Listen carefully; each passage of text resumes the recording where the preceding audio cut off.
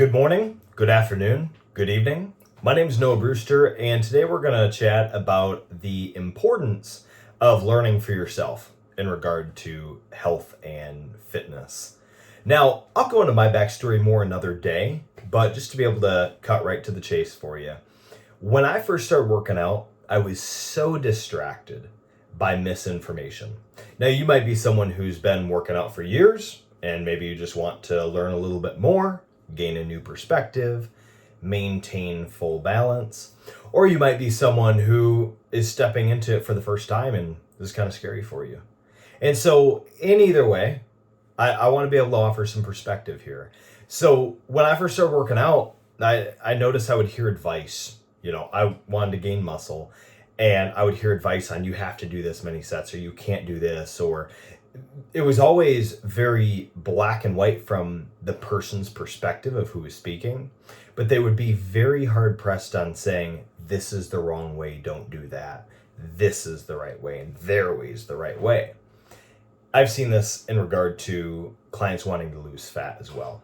And I've seen trainers who will very explicitly say, you can't do this thing, you can't eat this thing, you have to cut carbs out completely, you have to do this. And if we set such high extremes, what I've noticed with my clients and with myself is it's just not sustainable. And something I like to talk about at Full Balance Fitness is being sustainable.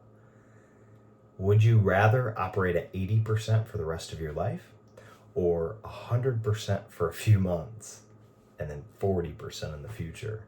Which one's going to average higher? So my biggest piece of advice for you today, I guess the biggest takeaway, which I'll reiterate throughout this video for the next few minutes, is to seek to have balance and also use common sense. If you're using those two things, in most cases you can't go wrong. Use common sense, seek to have balance. So a couple unhealthy extremes that are communicated would be, you can have food before bed and you'll be totally fine. As long as you get your calories throughout the day and you keep them low, you can binge before bed. It's okay as long as you hit that number, that ultimate number, whatever that may be. That's something that very respected individuals in the fitness community will say. Another one is remove carbohydrates from your diet. And we also know that that's unhealthy.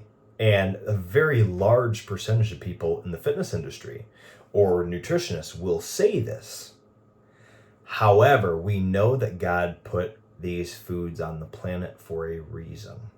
It's all about maintaining a healthy balance. Your average American diet consists of primarily carbs.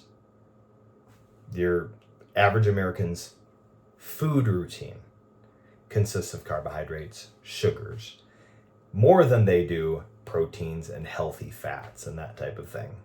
And so, yeah, if you switch to having a low carbohydrate diet and your gut starts to get cleaned out and you rid your body of those things, you're going to start seeing results right away, right? Carbohydrates hold a lot of water in your body. You're going to lose weight very quickly. However, you're also going to notice at the same time, your energy levels decrease, your brain doesn't function as well. Maybe you don't get as good of a pump at the gym, or you don't feel as good working out. Because ultimately, you can only rid your body of a vital nutrient, a vital macro for so long before your body starts to go the opposite direction. And you start to have health issues with that. So stop following diets. Stop following all the advice that one person gives and start to learn for yourself. In regard to some healthy habits, eat a balanced diet. Nobody can argue with that. You eat a very balanced diet of vegetables, fruits, healthy fats, healthy carbohydrates. If you want some examples of this, feel free to message me in the comments. I can throw some things out there. But ultimately, another big one would be protein intake. And something that no one can really argue with is it's better to have 5 meals with 30 grams of protein than 3 meals with 50 grams of protein. It's better to have less more often because you're treating your body better. That's something that people just can't really argue with. Are you going to see results if you pack in a couple meals of 100 grams of protein? Sure, you're going to see some results, but what kind of damage is that doing on your organs? Ultimately, a little tangent here, but ultimately, life is about, outside of spiritual reasons and success reasons, life is about protecting your vital organs, keeping your insides healthy and clean. And so in the fitness world, it's really important that your outside properly reflects your inside. But how many people are jumping to crazy extremes in the fitness industry?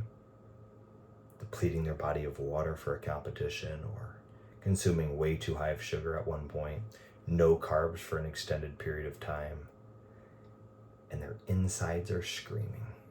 It's not sustainable.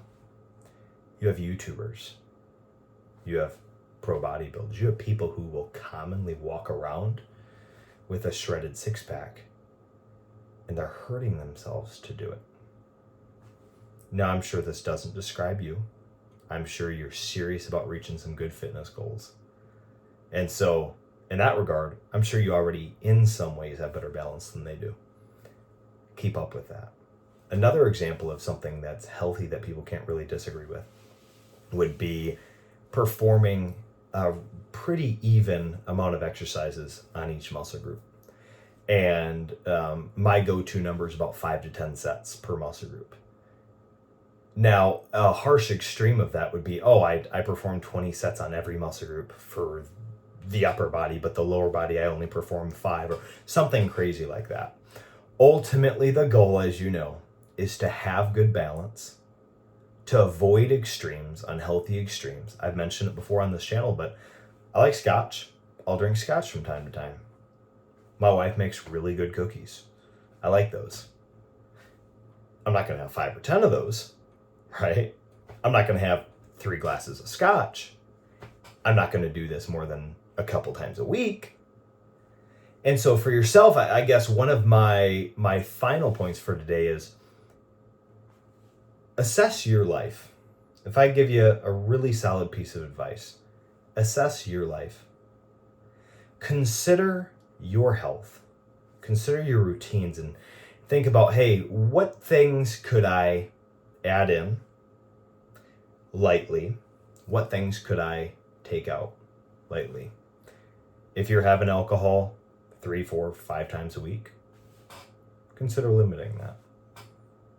If you're eating way too much too close to bed, consider taking that back a little bit.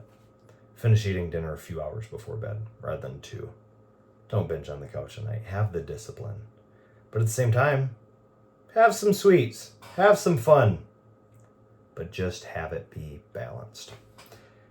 So that's my advice for today. Let's get started on that, and then we'll hop over to the next video in a few days. Let me close out with a really good Bible verse that supports what I'm saying. Now, we know that in the book of Proverbs, King Solomon is ultimately talking about gaining wisdom in life.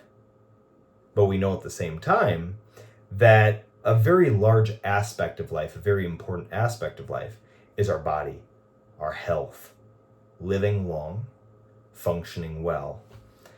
And so we know that ultimately in gaining wisdom, we're going to live long, healthy, happy lives if we gain wisdom in regard to our health and anatomy and these types of things. So in Proverbs 4:7, he says, wisdom is the principal thing. Therefore, get wisdom, and with all you're getting, get understanding. Remember to have a fully balanced lifestyle today and to have an awesome day.